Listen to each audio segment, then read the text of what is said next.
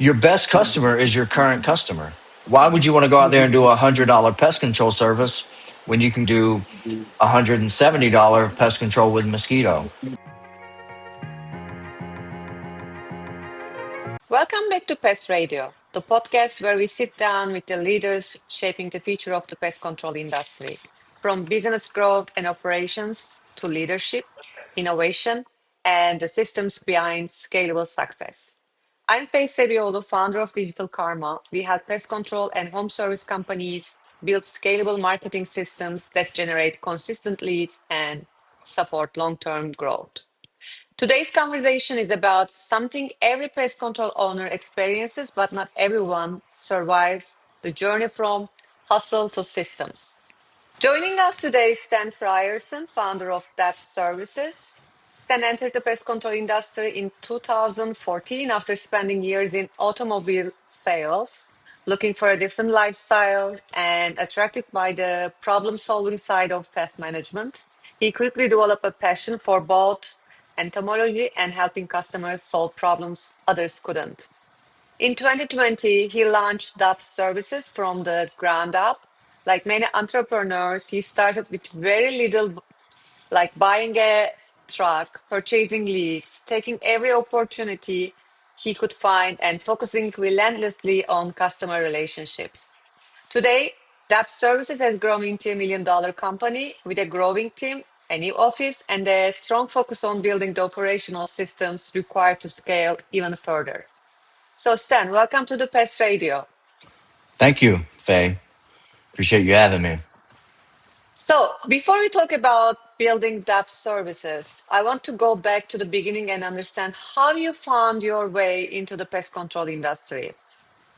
So it was sort of a fluke. So I was in automobile sales. I worked in sales. I've been in sales my whole life. And well, for most of my life, I've done things here or there, but car sales was what I was really good at, made really good money. And so I used to live wild and fast when I was younger and doing drugs and things like that. And sales was a way that you can make really quick, easy, well, easy to some people money. And Mm-hmm. so that's kind of why I gravitated toward that field. And so I had I guess, a life changing season in 2013. I gave my life to Christ and completely like was freed from all drug addiction and all the terrible lifestyle I was living and just a complete 180 in my life. And so as a result of that, I started having some conflicts in the automobile sales. Number one, with the pressuring people into purchasing a vehicle that they really couldn't afford. And so I started having some shifts internally about, my integrity and things like that. And not to say that all automobile salesmen are bad. You can be a good salesman and be in auto sales. And I still did a pretty good job, but it just something changed in me. And so I actually got fired. So let me back up. When I was in the automobile sales, I sold a lot, made a lot of money for the dealerships I worked for. And so, they say that sales covers a multitude of sins, right? And so if Mm-hmm. you're a really good salesman, a lot of times companies will kind of overlook your faults and your flaws.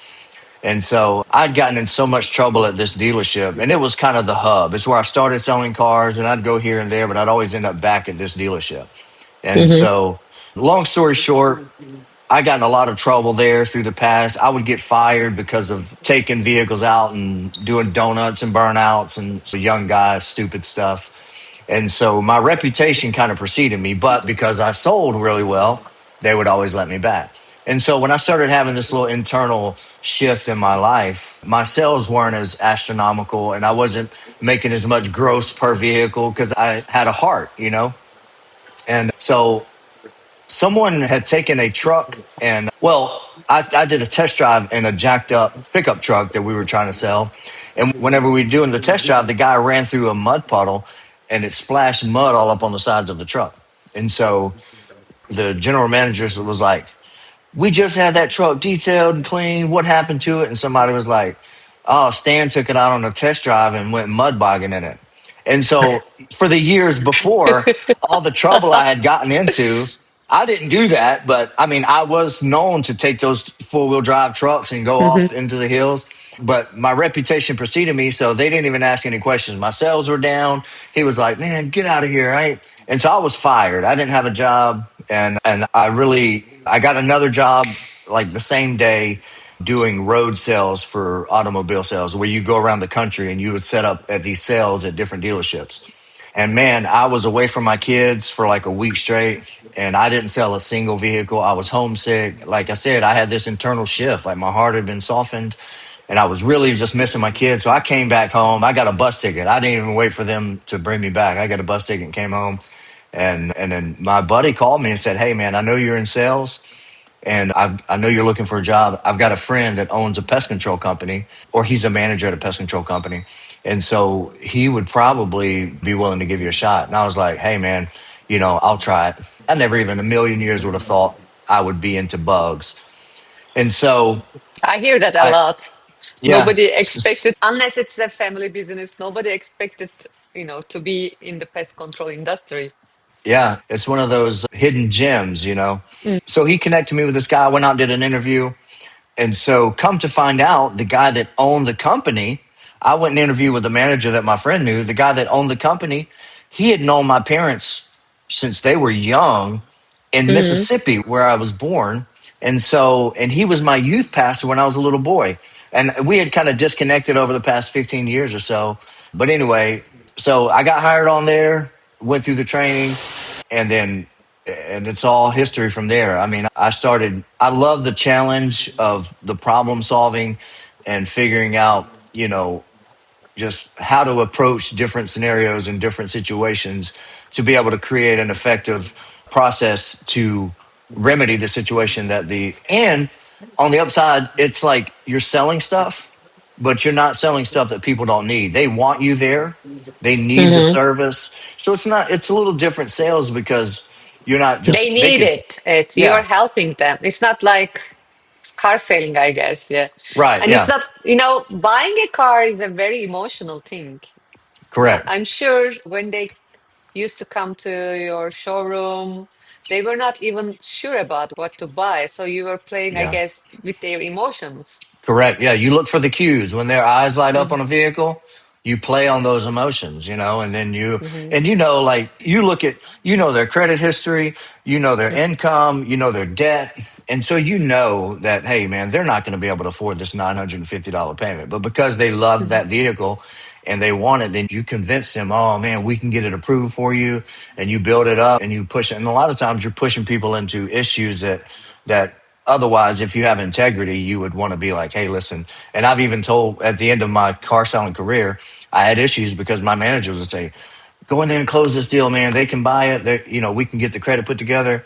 And I'd go in there and I'd tell this single mom with 3 kids, I'd be like, listen, I know you love this vehicle and I know that on paper you could buy it, but this is going to put you in a bad financial situation. It's going to put you under stress.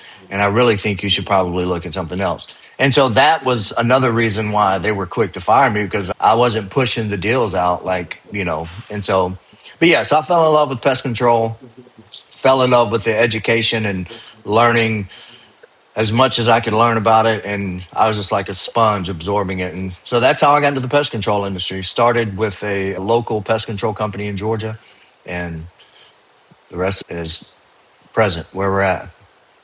So you just mentioned falling in love with entomology and problem solving. And so what is it about the science behind pest management that still keeps you interested today? What is it about the science behind it that keeps me interested today? I would say the ever evolving solutions that they're coming up with, the new technology, the new modes of action. Like it's not just like it's an industry that's always advancing and always moving forward, and science plays a huge part of that. The research and the development of these products, like all that's just very intriguing to me. And so yeah, that would be, as far as like the science behind it.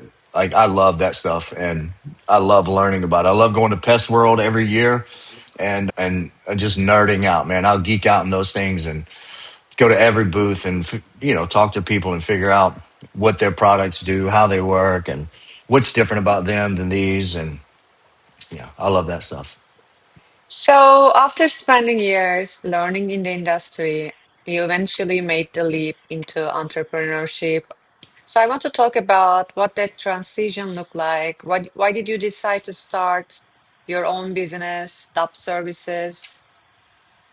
Yeah, I was working for a very good company, man. The guy that I worked for till this day, he's an instrumental part in my life. He built a very successful company from the ground up and ended up selling it for an insane amount of money, I'm sure. And so he sold his pest control company, but he has been instrumental in helping me and mentoring me and guiding me in ownership in the pest control industry. But I started with his company at the bottom doing sales, and over the few years that I was there, about 6 years.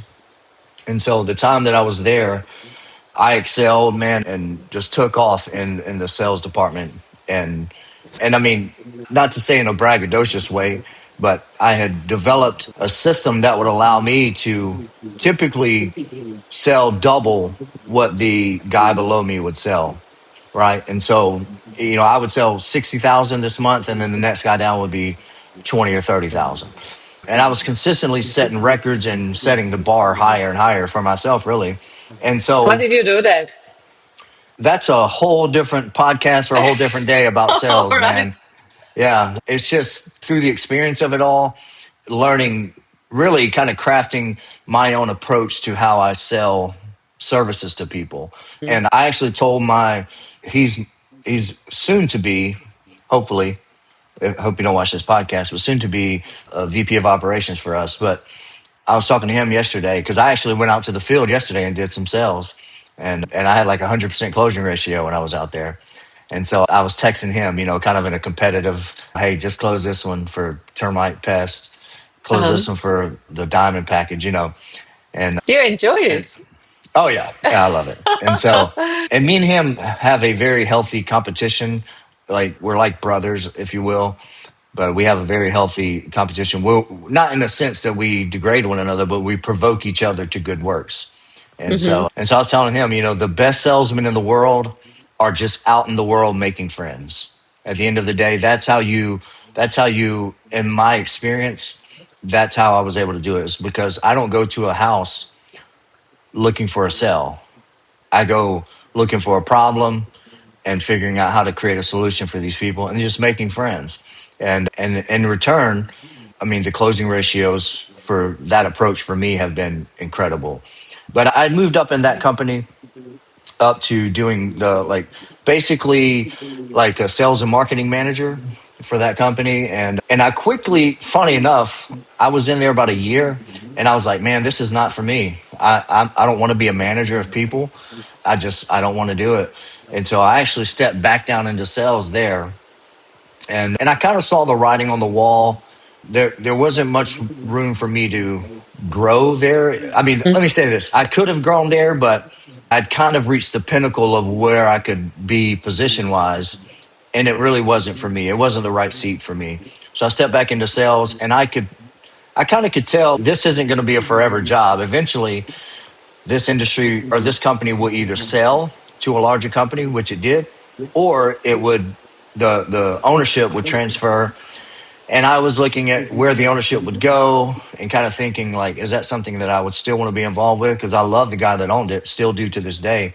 But the and so I was thinking, well, now's the time for me to probably step out because I could do this on my own.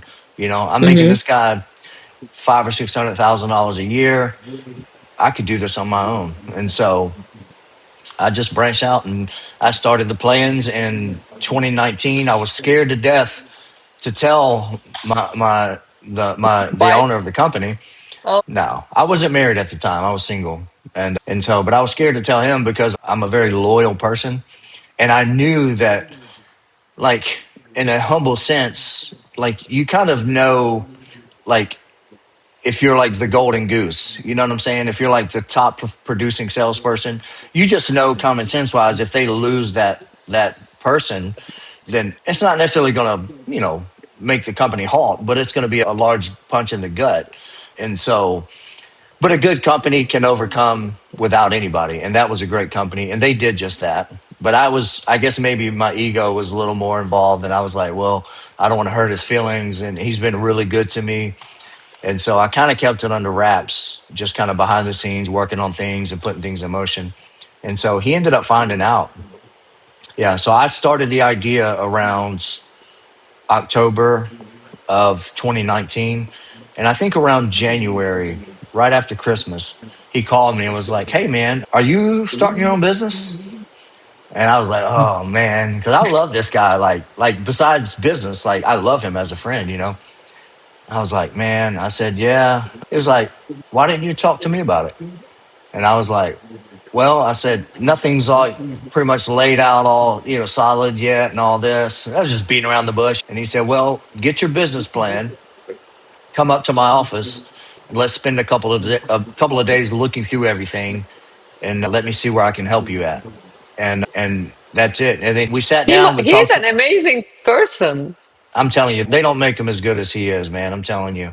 And so we did just that. I brought He could be offended because you correct. didn't tell him and he figured out by himself, you know? Right. So And that's what I was worried about. But he's such a bigger person than that. And he loves his people. And a lot of the way I run my company, I would say a majority of it is because of what I learned character wise and business wise from working under him. But yeah, we did that. I took everything I had laid out up there. We talked about it. And I told him, I said, I'd like to roll out March 1st. So we looked at everything. He said, why don't you extend it a month? And let's get together and let me help you to structure this so you don't make a lot of the same mistakes that I made starting out. And that's kind of how it started. And then we started. The plan was to roll out April 1st, March 15th, I think it was, 2020. The whole country shut down. And I had already cashed in 401ks and I had already had everything in motion. And so I was like, hey, look, sink or swim. So I started, and it couldn't have been a better time to start a home services business. We skyrocketed, man, and haven't slowed down. it's an amazing story. Yeah. All right. And I'm sure you did a great job, at the beginning. But I still want to know how were those early days and months? So the early days and months, I was a single father. Mm-hmm. So it was myself, and I have a daughter that was 10 at the time, and I had a son that was 7. I was a single dad. I had them full time. And so it was, I'd like to say like it was challenging. I'll say it was very challenging, but I just had faith that I understand the value of hard work. And I know that if you put forth the effort, the results are going to, you don't have any choice. The Bible tells us that you will reap what you sow, you know? And so Mm-hmm. if you put forth the good seed and you start planting those seeds and you work and work, you have to see the results of it. It's a fact of life. If you sow bad seeds or bad business seeds, you're going to reap those seeds eventually. And if you sow the seeds of good business, you're going to reap those seeds eventually, the benefits of it. And so I just put my feet to the ground and started purchasing leads from Angie's Leads, which was formerly Home Advisor. Mm-hmm. And I built my company starting out on Angie's Leads list or Home Advisor leads. And then I started making connections with realtors. And so it just slowly started building from there. I bought a truck from the guy that I worked for. Mm-hmm. He sold me an old Ford Ranger, and we stayed at his office, and he was there all night with me. We stayed there like 8 or 10 hours getting that truck ready for the road, and he helped me hook up tanks in it and pumps and reels, and sold it to me. I always cut up with him. I tell him he ripped me off on it, but he sold me for a pretty good deal on it. And that's how we started. I've got a picture of my first day standing out in my mom's driveway. I went over to my mom's house to drop my kids off, and I got a picture of me standing behind the truck on the first day. I know you're a pest control owner. You remember your first day with your truck that you bought from your previous boss? stage, let yeah. me give a shout out to my previous boss. His name is Daryl Lee. So I don't know if he'll ever see this podcast, but if anybody, a lot of people in the industry know him, but he's good as gold. I love that guy. Okay, Daryl Lee. Yeah, Okay, good guy. all right. So I'm sure you remember where every phone call matters and every customer feels critical to survival. So, you know what? Every lead mattered. From the beginning and now, how did your approach to customer acquisition and responsiveness change? So we don't really do, honestly, we don't do anything differently. We may have perfected a few things here and there, and we're continuing, obviously, to try to perfect our processes. But, one of the core principles of our company is to do the right thing because it's the right thing to do, right? And another thing that I constantly preach in our meetings is that a great name is to be chosen, which King Solomon said, a great name is to be chosen over riches. And so our ideology is to go above and beyond to make sure that the customer is taken care of, that the client is happy, their problems are solved, and that there's never to do our level best to make sure that there's no way that we leave a bad taste in a client's mouth. And so a lot of times what that means is sometimes losing money, sometimes even when we're wrong, even when we're right and the customer's wrong, we don't allow pride to come in and say, well, that's not our responsibility. That's not, they're wrong in this situation. It doesn't matter. The customer's perception is their reality, right? And so that's what we do. We do our level best to make sure that every customer feels like they are the most important customer in our business. It is Did that like, answer your question? yes, it is Okay. like, Bosch, the company, Yeah. appliances. The reputation centers heavily on founder Robert Bosch's famous motto, I would rather lose money than trust. Right. Yeah, that's great. I'm going to write that down. Okay. And we had a couple of conversations before this podcast with you. So you often say you have to spend money to make money. Why do you think so many Yeah. pest control owners struggle with that mindset? Fear. Okay. And your sales philosophy is interesting because it also goes against a lot of traditional sales training. You had said you don't believe in teaching scripts. Why not? Well, scripts work for a lot of people, right? Obviously, it's been proven that they work, but I think scripts are I don't think scripts are, in my opinion, I don't claim to be some sales guru. I'm just a small town, well, not necessarily a small town, but I was born in a small town, but I'm just a lowly southern country boy.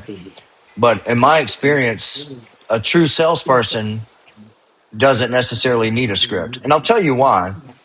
In our sales meetings, when I worked for that other company, and I would sell $60,000 this month, and the next guy would sell 20,000, they would say, "What are you doing?" Like in the sales meeting, let's do some role playing and show the team how you're doing this. How are you overcoming these objections? And every single time and I'm not a person that hides like my secrets to my chest. Like there's plenty of work to go around. And like I told the Daryl, I said, listen, man, I can tell these people everything in the book of how I do it. The problem is you can tell them everything, but they won't do it. Right. And if they had the work ethic to do what you told them to do, then they would have the work ethic to work through the problems and develop their own strategies and their own techniques that fits them. And so I think some of the ways, like I saw this thing on Instagram where this guy sells these little sales cards, and he had some very slick ways of overcoming objections, like just the way that he words stuff. And so what I'll do is I'll take some stuff I hear from him and I'll be like, man, that's pretty cool the way he did that. And so I'll kind of incorporate that into my own sales pitch style, if you will. But I don't do scripts. I'll go through and tell my guys, like, hey, this is how I would handle it. And the way I talk is not going to fit the way that Faye talks.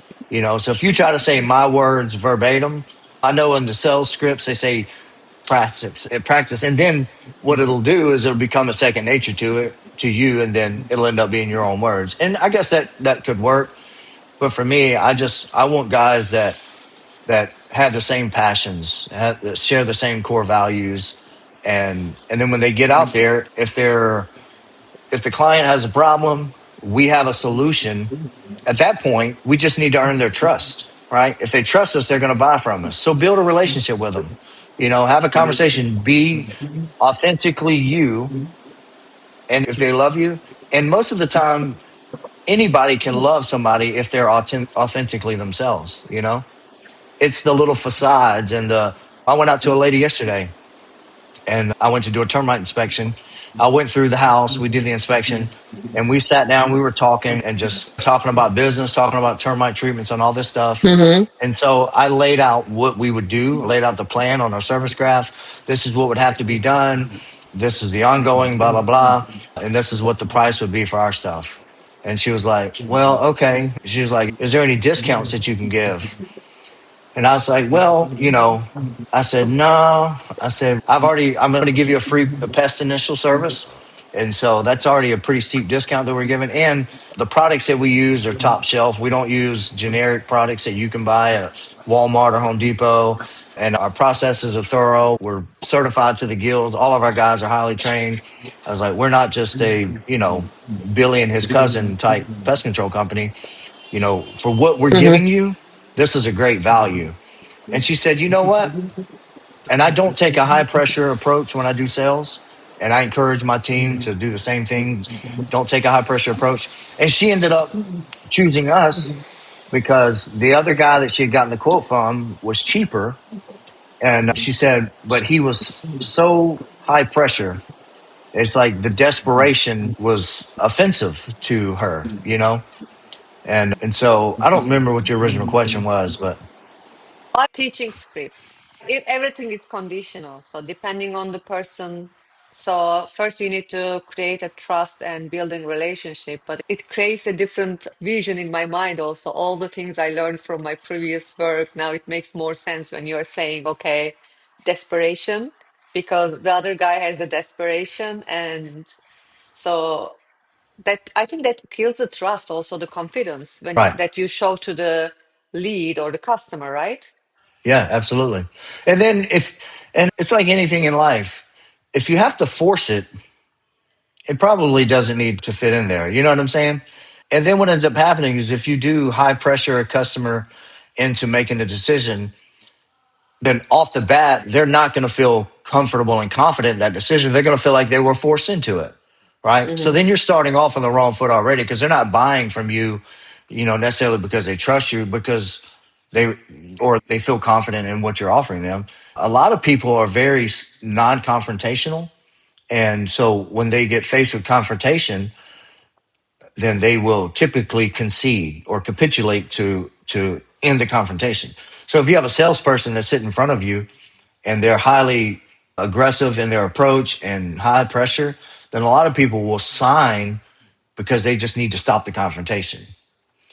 And then what happens is that's how you end up getting terrible reviews. Expectations aren't met by the customer. But I tell my team all the time, people don't fire their friends. And if Mm-hmm. they trust you and they have a good relationship with you and they chose you, then now it's on them. I chose these people. They didn't Mm-hmm. force themselves on me. And so that's kind of the approach that we take. Now I don't give a quote and then just leave money on the table and say, oh, well, take it or leave it. I build the value and No, you build a value. You're right. It's not yeah, something like you say. Okay, so before founded my own company, I was working for European companies in marketing and sales you departments, don't, mostly with German companies. And even though I'm not German, so I remember that quote from one of our CMOs. He was the head of marketing of the whole company. And I really remember that quote. Discount isn't a marketing. And it also creates desperation. And it also shows that your product is not good enough. So right, you can make offers and okay, but not discount. You kill the right. trust. Yeah. So Yeah, all the absolutely. things you were telling me, it reminded me that conversation with our CMO that time. Yeah. I remember my dad when I was a kid. My dad started a remodeling business, and man, I was probably 10 years old, and I found one of his business cards. And on the back of it, it said, "The bitterness of poor quality remains long after the sweetness of the low price." And I was like, well, and I remember as a 10-year-old kid reading that and not really understanding what it meant. But for some reason, that saying on the back of his business card stuck with me through the years. And then eventually, I don't even remember when, but at some point in my teenage years, it kind of popped in and made sense. And so I use that a lot on the closing now. People will say, well, this person, they'll do it for, $300 cheaper than y'all. And I'll tell them, I'll say, listen, the bitterness of poor quality will remain long after the sweetness of that low price. And I'll tell them, I'll say, look, you're driving a Mercedes Benz in your garage. You live in a Hmm. 4,000 square foot home. You look at this furniture. This isn't cheap furniture. You know that you pay for what you get. You know it. Otherwise, you wouldn't buy this nice, you would buy Big Lots furniture instead of this Ashley signature furniture, right? And they always like, yeah, they look around and they start thinking, yeah, I spent money on this and that. And it just reboots their mind to thinking, okay, yeah, there is, you pay for what you get. It's like this. Another thing from Europe. Not rich to buy cheap products or services. I'm not that rich to Oh, buy that's cheap product and services. So man, that's it good. I'm comes gonna on write the that down. richest guy, like a Rockefeller of Turkey. He died many years ago. So he was the richest person. And he was saying, I'm not that rich to buy cheap products or services. And I Yeah, believe in that. So I don't I like like cheap that. things. Yeah. So, one thing that stood out in our earlier conversation was also your focus on getting the most value from every customer relationship. So, how important was cross selling and what opportunities do pest control companies usually leave on the table? Well, I'll put it to you this way: I made the decision to switch over to an annual termite system because if I'm getting a customer that's paying 300, let's say to make the math easy, they're paying $300 a year for their termite service. If I'm using a subpar system, let's say in Systex, for instance, if I were to use an Systex system, I've got to go out there 3 times a year to check that system. So I'm making $100 per stop, right? This is one thing that I learned from Daryl. This is just in one of our meetings that he went over that stuck in my brain. So I'm doing $300 a year for 3 stops. If I'm doing an annual system, it's going to cost me more upfront to install that system. So I'm not going to make as much money up front, but I'm going out there once a year to service this termite baiting system for $300. So that 3 stops now turns into 1 stop for the same amount of money. And so the same idea applies to cross selling. Your best customer is your current customer. They already are Hmm. there, they already have your trust. And if it's a new lead that you're going out to set up, why would you want to go out there and do $100 pest control service when you can go out there and do $170 pest control with mosquito? Or why would you not want to do $140 pest control and mosquito? You're already there.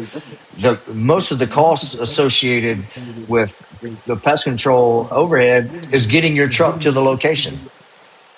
If it's already there, as well as I do, your actual costs for services are much lower if you're already on site. And so it just makes sense to cross sell. From an owner standpoint, that is why I focus on capitalizing on or maximizing stops on each account. From a salesperson standpoint, when I started cross selling, it's because, hey, the same principle. Why would I make a $70 commission on the stop when I can discount this a little bit, discount that a little bit, add it all together, and now my commission turns into $140, and it took me 10 more minutes to do paperwork. And so it's just efficiency, I would say, and it just makes your business more profitable. Do you know the book Outgrow? This is the book I'm reading right now, trying to increase our sales. So, Outgrow. yeah, Okay. it's also the great chapters about cross selling. Oh yeah. Very close what you are saying. Yeah. One thing that companies have to be careful though is overextending. ourselves and getting out of our niche. Niches make riches. Credit to Daryl Lee for telling me that. When you first start your business, man, you'll be in there. You'll do crawl space, moisture barriers, jack lifts for floors that are sinking, gutter cleaning. You do whatever you got to do to make a dollar. But eventually, you get to the point where you've got to narrow your focus to where you have your niches, whether it's termite, pest, mosquito, and you just focus on that. And you start getting too much out of the way, you overextend, and it ends up making you less efficient, less profitable in the long run. I also believe in that. And also, it makes you a professional expertise. Do really well at a few things. And as the company grew, I'm sure the conversation shifted from finding customers to creating consistent growth. And what worked in year one that no longer works today? What was in year one that no longer works today? Man, that's a tough. You're not doing That's that a. anymore. Yeah. What is it? I think that whenever I established this company, I tried to set up everything in a way that, like, my thinking around my processes, how we did what we did, I thought of it forward thinking. Like I set up the processes in place so that it would be scalable to where no matter if I'm doing $100,000 a year or if I'm doing $100,000 a month, most of our processes have remained the same. Now, some of them have been refined, but I mean, the processes have pretty much remained the same on how we do things, how we handle things. Now, as you grow, you have to delegate because I can't do everything anymore. So, we have to delegate things out to got somebody that answers the phone, that does the scheduling, the techs that do the work, people that do the maintenance. And so we delegate these things out. But I think the overall process, it's hard for me to give you an answer of anything that's blatantly different now Hmm. than it was when we started. And that's just my experience. And what do you think where many pest control companies get stuck, the transition from hustle to growth to system driven growth? Well, I think some people either don't have the capacity to for growth, like they don't have the capacity to maintain like everything.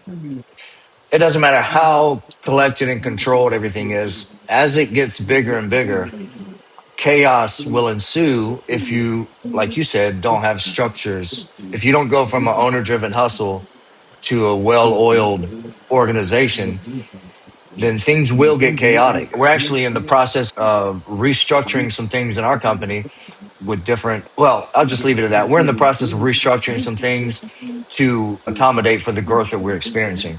And so I think I'll tell you my experience. When I hired my first hire was a field technician. And so I ran the office while I had a technician out in the field. And one of the hardest things for me to do, because any business owner knows that if you found that business, it's your baby.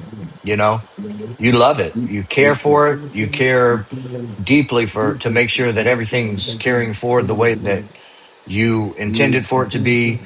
And so one of the hardest things for me was delegating and elevating, letting go of the responsibility. I would always want to go and check and keep an eye on it and make sure everything's being done, exactly how it should have been.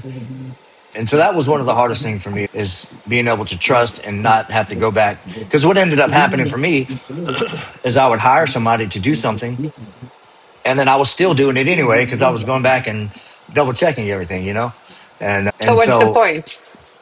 correct, yeah. And so at some point you've got to trust that you've got the right people in place and just let go, and delegate it and just give them the trust that they're going to do what they might not do it exactly the way that you do it, but as long as the processes result in the outcome that you want and it lines up with your core values and core principles, then that's the only way you're going to be able to grow is to release it, you know. So you also mentioned you're building things right now. So what systems are you building today to scale further? So we are going to put together over the next probably 6 months, we're going to be having a series of meetings and basically restructuring our organization Like to where EOS? Yeah, exactly that. And basically breaking it down and having accountability charts, scorecards, regular meetings to, We you just know, implemented scorecards. That's amazing. I love it. yeah, yeah. I mean, and it's all necessary. And that way you can take a step back and release it. And you don't have to be, you can get a picture of your business like this, and you know what's going on, who's doing what right, who's not doing it Hmm. right, what areas need to be improved on. And it's not only for you, I guess. It's also for the that specific person. So he's also checking that, they're also checking themselves, so they could find without next time without coming to you, right? Exactly. Yeah. Yeah. Less is always more. So if you can condense it down into just data, it's going to help us to achieve the results that we want to see and the growth that we want to see. That, like you said, that removes it from an owner driven hustle and grind to a well functioning organization to where Mm, if I'm out of the picture for 3 weeks or 4 weeks, the machine continues to move on, you know. yeah, definitely. So I know you recently invested in a new office. So what does that milestone represent for you? We started in my basement at my house in 2020, and we had a few guys hired, and I had a lady that worked in our office. She worked from home, and then we would have kind of, you know, semi-regular meetings, and the guys would kind of have some property where I live, and so we had a workshop out there. So the guys would come out and they would get their products and stuff from the storage at my home, and then and that was really good while I was hiring people that I knew and trusted and had a relationship with. But I've got a family with, now I'm married now. I got married in 2021. And so we've got children. And so having people just, I wouldn't say random people, but random people, you know, Hmm. coming, new employees that you don't have a relationship with coming. So I was like, man, we really need to branch out. So we bought our first office in 2023, and we outgrew that in about a year. And we stayed there for probably a year and a half longer than we should. But an opportunity came up for us to buy a new office. It's about 4 times the size that we were in, and it's got some giant detached workshops, and it's got 10 acres of property with it. And so we have it's really been a blessing from God for us to be able to move into this place. And I mean, I don't see that we'll ever have to move again. You know, we may have to open another branch somewhere, but I think this can accommodate our headquarters for as far as I can see. So before we wrap up, I would like to reflect on the journey itself. So when you look back at your journey from buying a truck from Daryl and chasing leads to building a $1 million company, what are you most proud of? In a business sense, I would say that I'm most proud of building an organization that not only enriches my life and the life of my family, but also our team members, the people that we have working with us, and creating something that all of our team members, man, we've been blessed with a culture to where our guys like working here. You know, they love working together, they take ownership, and I'm most proud of the team that we built and the impact that this organization has and our clients' trust. I mean, our reputation in the community is, I don't think there's another company out there that tops us. And so I would say that's probably career wise what I'm most proud of. And if you ask me And personally what I'm most proud of, I'm most proud of that I've been blessed with a good family and my kids. Man, my kids are, I have a 15-year-old daughter, 13-year-old boy.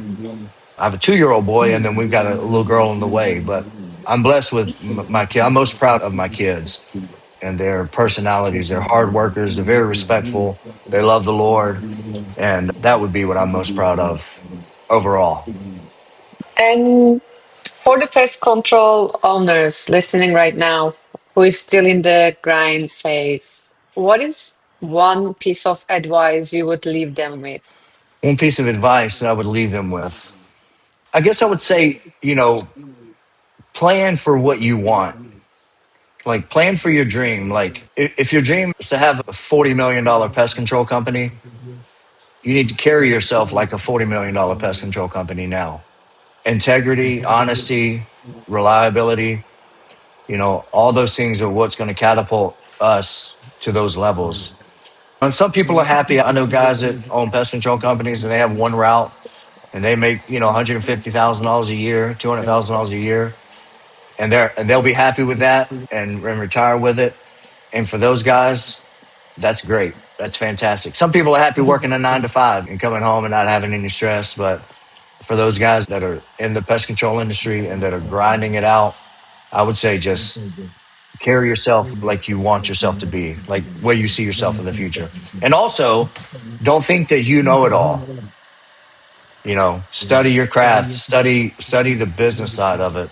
A lot of guys are really good at doing pest control services and entomology, and I think where most business owners fail is they don't understand the administrative side of business. And so I would just say if you're going to be a business owner, you need to be the best that you can be at every facet of your business, from And the you have to administrative have side.